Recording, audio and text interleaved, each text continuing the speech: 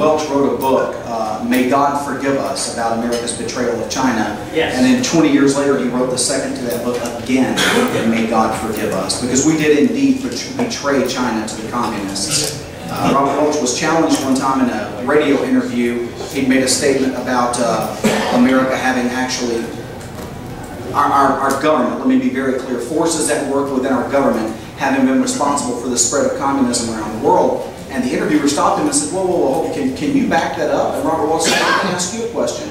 Can you think of one nation anywhere in the world that today languishes under the slavery of communism that was not put into that state directly or indirectly by actions of your State Department? And the interviewer was silent for a second and said, okay, I see your point, and just moved right on to the next question. Sad but true, folks. Look, at the end of the day, we met our enemy, and he's us. I mean, we are burning our own ship down. We're betraying ourselves. America will never be destroyed from without.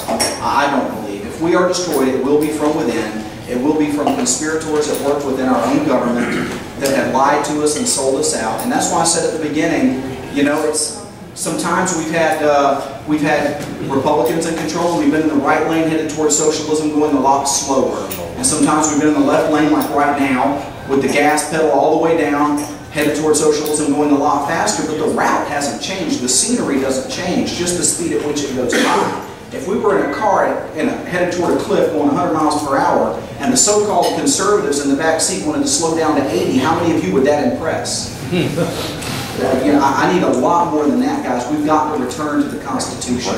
We've got to get back to a level of understanding both the problems and the solutions. And the solutions are in the Constitution.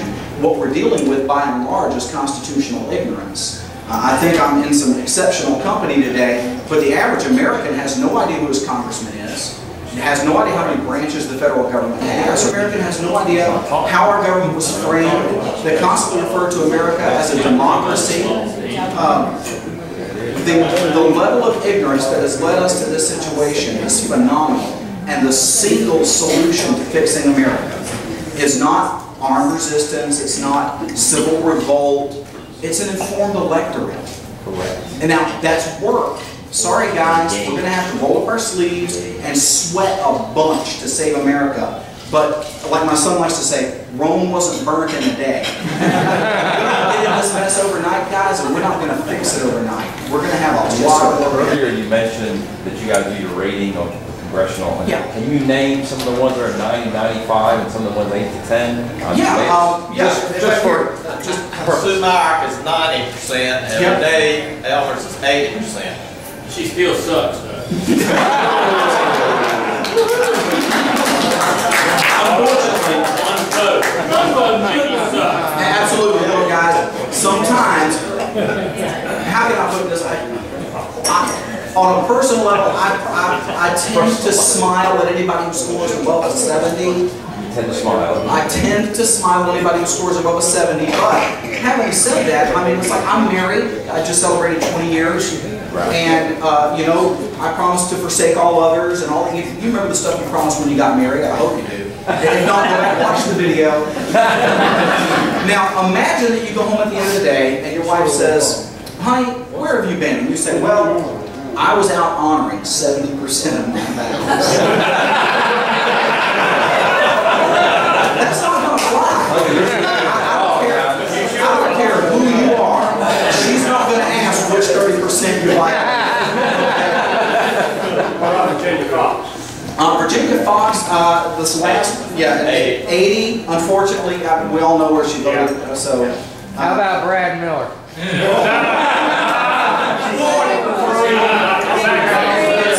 I predict under 10. Yeah, it was. You look it up. It was somewhere in the 30s. Yeah. Really? That high? Get your glasses, Tommy. Yeah. Who was it? Brad Miller. Oh, no, I'm sorry. The lowest round number, a 0. Go figure. How do you score a 0? And he was there for every vote too. Here's what they said. Somebody said one time, talking about our State Department, said that he had accused. He was talking to Joe McCarthy, And he had said to Joe McCarthy that these people that were handling our foreign affairs were idiots. And Joe McCarthy's answer was, if they were merely idiots, they would occasionally make a mistake in our favor. Well said. Well, no, actually, I got that backwards. Joe McCarthy was the one who said that, and it was, I can't remember the name of the fellow.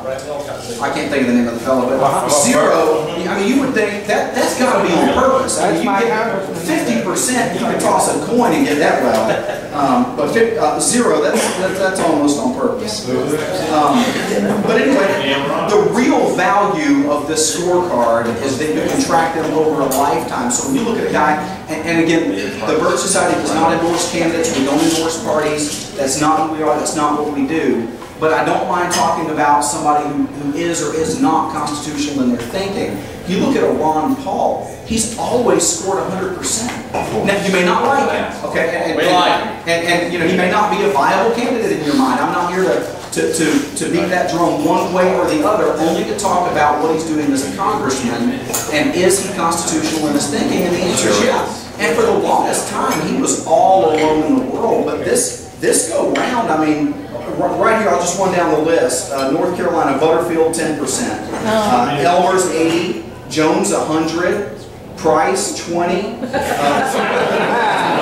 it's your guy. What's the other? Fox, 80.